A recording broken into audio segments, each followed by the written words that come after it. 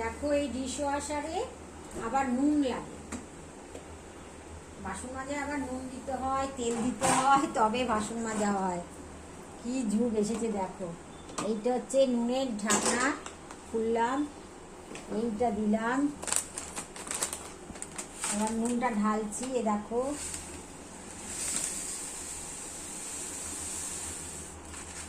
এখানে নুন দিলাম,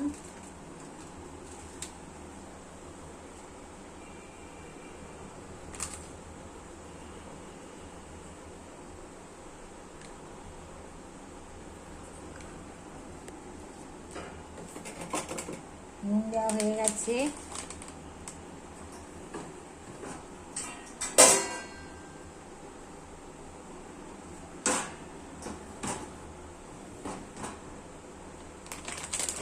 এবার এই ঢাকনাটা দিয়ে আটকে দিলাম,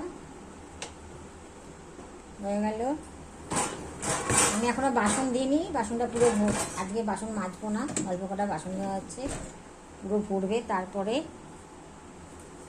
এইবার আবার এই যে তেল দিতে হয়, বাসন মাজার তেল লাগে, নুন লাগে।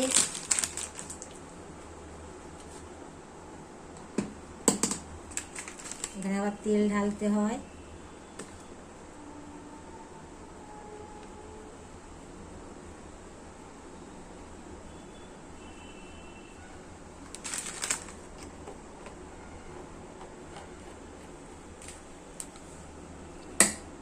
এখানে সার্ফ দিতে হয়, সে তো সার্ফ বাসন মাজায় লাগে আমি জানি, কিন্তু নুন আর তেল দিতে হয় রান্নার মতন, এটাই অবাক লাগে। এটাই তাই তোমাদেরকে দেখালাম।